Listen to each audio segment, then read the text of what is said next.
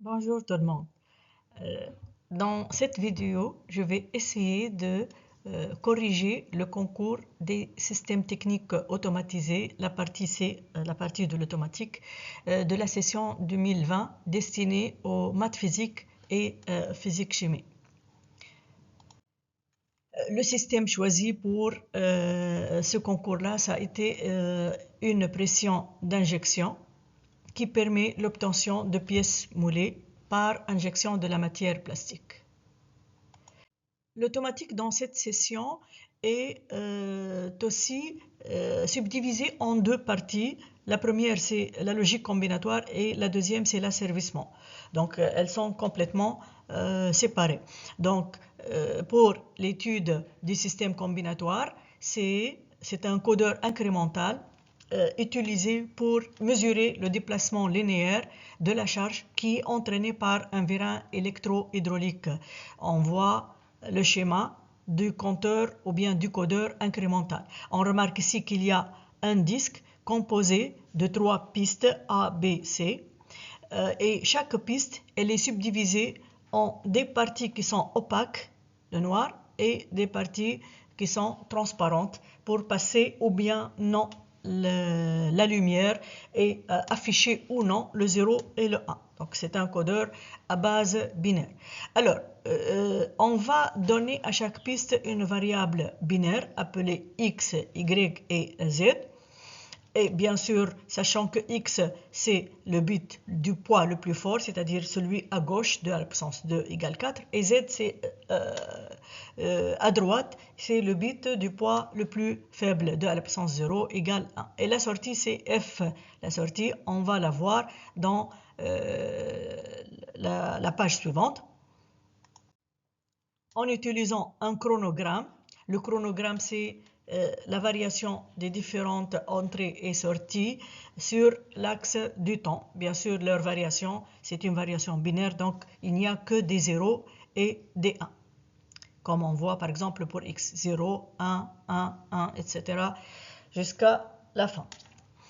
Alors, il nous a donné dans cette question une table de vérité vide où on a les trois entrées, x, y, z, bien sûr en plaçant z à droite et x à gauche.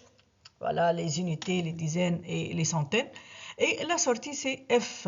Donc, c'est dans l'ordre. On a le 0, ça correspond à un 0 binaire, c'est le mot binaire correspondant à 0. Le 1, le mot binaire correspondant à 1, etc. jusqu'à le 7 qui correspond à 3 1. Donc, on remarque aussi qu'on a, puisqu'on a 3 entrées, donc on a 2 à la puissance 3, 8 combinaisons possibles. Donc, on va chercher f en fonction de ces 8 combinaisons sur le chronogramme. Donc, par exemple, on a le 0, 1, 0. Voilà, 0, 1, 0. Le f, ça correspond à 0. Donc, voilà, ça c'est le 0 de f qui correspond au mot 0, 1, 0. Ainsi de suite, donc 1, 1, 0, 1, 1, 0. On peut voir que f est égal à 1.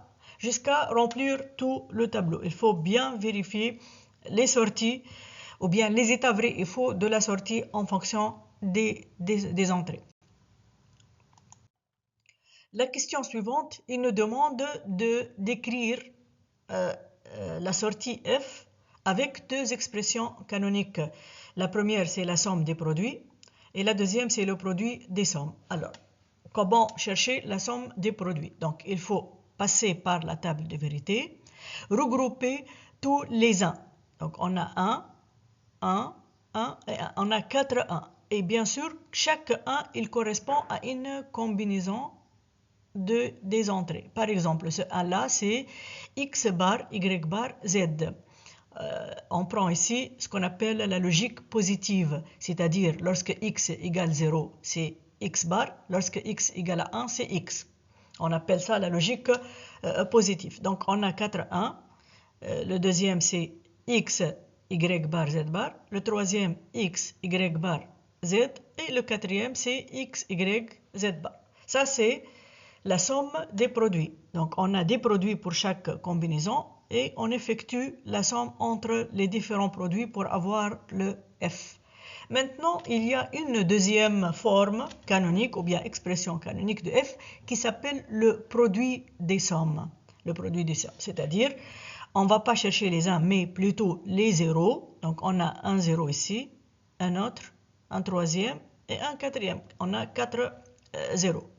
Alors, comment écrire le premier zéro? On va l'écrire sous forme d'une somme entre les différentes entrées, sachant qu'on va utiliser la logique négative, c'est-à-dire lorsque x égale à 0, c'est x, et lorsque x égale à 1, c'est x bar. Donc, on va commencer par le premier 0. Donc, on a x plus y plus z. Le deuxième 0, c'est x plus y bar plus z. Le troisième, c'est x plus y bar plus z bar. Et le dernier, c'est x bar plus y bar plus z bar. Alors, il demande aussi la simplification de l'expression canonique, la deuxième expression canonique, c'est-à-dire le produit des sommes en utilisant le tableau de Carnot. On sait très bien que le tableau de Carnot, c'est une méthode très simplifiée pour donner la forme la plus simple de n'importe quelle fonction combinatoire. Donc, on a ici le z qui varie 0,1. Ici, le xy, donc c'est basé sur le code Gray, c'est-à-dire on a une seule variable qui change d'une case à une autre. Alors, maintenant, on va placer les 0 et les 1 de la fonction f, voilà, en rouge, ça c'est la sortie, en fonction des entrées, et on va chercher les groupes de 0. Les groupes de 0. Donc, bien sûr, toujours, on cherche les groupements de 0 le plus grand. Puisqu'on a ici, on n'a que 2, donc on a regroupé ces deux 0 en seul groupe et ces deux-là en un autre. Donc, celui-là, il est donné par l'expression des variables qui ne changent pas. On a z, c'est toujours 0, donc z. Et ici, le x, c'est toujours 0, donc x. X plus z. Le deuxième groupe, on a le z, c'est égal à 1 en utilisant la logique négative, donc z bar, c'est z bar. Et pour les xy, on a seulement le y qui ne change pas et qui est égal à 1. Donc, on écrit que c'est égal à y bar plus z bar. Alors, f, c'est le produit de somme x plus z facteur de y bar plus z bar. Maintenant, il demande de tracer le logigramme de cette fonction-là, déjà simplifiée, en utilisant seulement les portes NOR. Les portes NOR, ce sont les portes non ou. Donc, le symbole de cette porte-là, c'est donné par une porte OU avec un rond pour effectuer le bar, le complémentaire. Voilà, donc ici, on a utilisé une première porte NOR ou bien non ou pour x et z. Elle va nous donner x plus z ou bien x ou z le tout bar.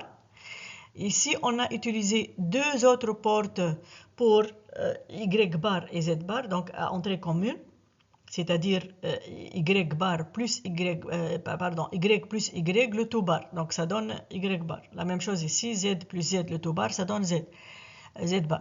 Alors, on utilise une autre pour faire la somme, donc ça donne y bar plus z bar, le tout bar. Et finalement, si on utilise une cinquième porte pour tout le monde, on va regrouper le x plus z le tout bar avec le y bar plus z bar le tout bar et on ajoute une autre barre pour cette porte-là. Si on utilise le théorème de De Morgan, on peut dire que le complémentaire d'une somme, ça donne le produit des complémentaires. Donc, dans ce cas-là, on trouve notre fonction f.